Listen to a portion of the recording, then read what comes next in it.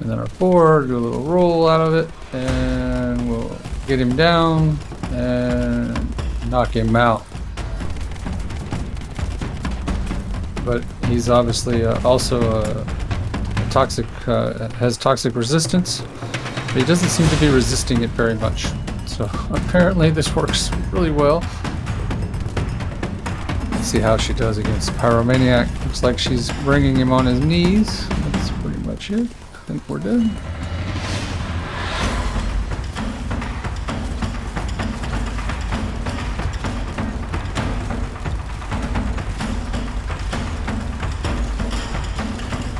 There we go. That was nice and easy.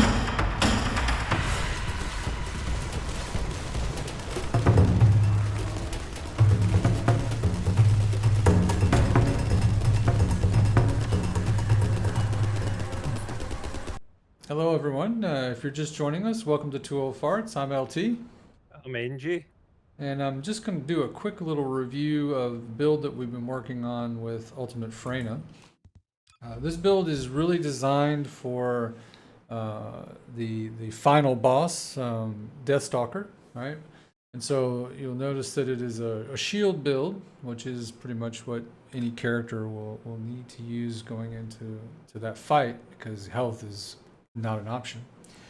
But you will notice that I'm using increased HP, which gives you extra HP, and Battle of Stamina, which also gives you HP as well as skill duration. And that's because the way Overwhelming Shield works is it fixes your max HP at 1. And in this particular boss fight, he takes your HP anyway, so there's no point in having any HP.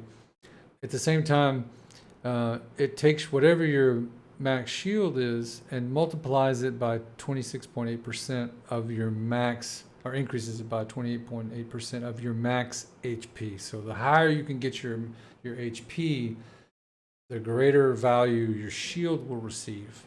And it's difficult to see this until you get onto the battlefield, because it actually is impacted by the battlefield.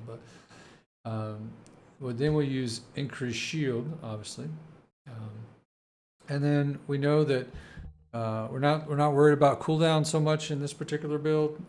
So Tech Specialist and Toxic Specialist, as well as Tech Amplification and Toxic Amplification, will give us the maximum amount of damage capability. We are using Venom Injection, which reduces, creates corrosion and allows for greater firearm damage. And then Skill Extension will give us more time when we are using our skills, let them stay longer, make them do more damage for longer. And then Dangerous Ambush, so that if the boss is kneeling or anything, this would be the time to hit him with your 4th ability or your 3rd ability. So this is the build that we're using. We took this build in, I did make a slight change, but we took this build into most of the boss fights, and I'll take it in now to show you against Dead Bride, for instance, just how quick this build can take down any of the void bosses. But the design here is to get us into that end game capability there. So in addition to that, we're using a reactor. Now her skills, let's talk about skills for a second. Her skill that we're using is a dimension skill.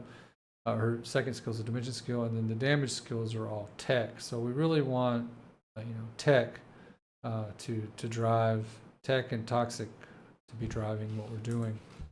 We look at her reactor, and I just have Peacemaker on right now because I'm leveling it. But we're using Enduring Legacy, which is a good weapon, toxic and tech, and then we have tech scar power boost there. The skill cost reduction is just the best I can get on this particular reactor at the time. So as far as her components are concerned, I am using the Distorted Resolve set. You could also use, sort these right here real quick. You could also use the Venom set. I think this is the one that NJ prefers. Really just depends on what kind of weapons you're using, what's going to make the most sense to you. But the Distorted Resolve set will give you, some additional toxic skill power boost. So that's always nice to have. And so it kind of goes over that as well. So Both of them are good sets, and I don't think there's a wrong answer there. It's what you have better rolls on. Again, what you're looking for here is the max HP will help you. You know, MP recovery is always good for this as well, but you know the HP is going to give you more shields. Obviously, shield recovery in combat will be good for you, and shield recovery modifier. Increased shield would be good as well. So if I had increased shield instead of toxic resistance, that'd be a good one. So that's.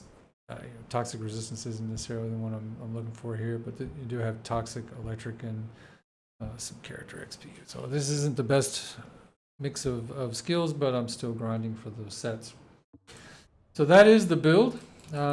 With that in mind, let's go ahead and just take her into one of the intercept battles and see how it goes.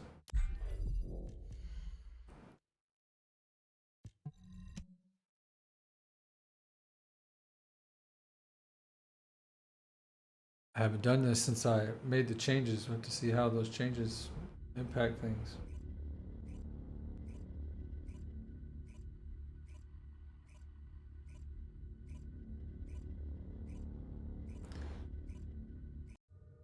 All right, here we go. So again, it's been uninterrupted. I haven't changed anything. So you put the Enduring Legacy on, though. That would be a problem if I didn't have it on. So we'll pop our 2, and then the next thing we want to do is you know, just as soon as she spawns in, we'll hit her with one of our abilities to proc the. And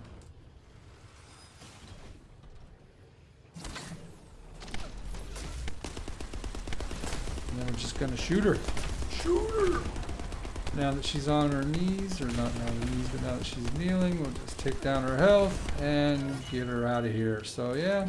Still working pretty well. I don't think that change had any impact on what was going on there. So very effective. So thank you for watching, and don't forget to like and subscribe, and we'll see you again in the next one from Two Ole Farts. Goodbye.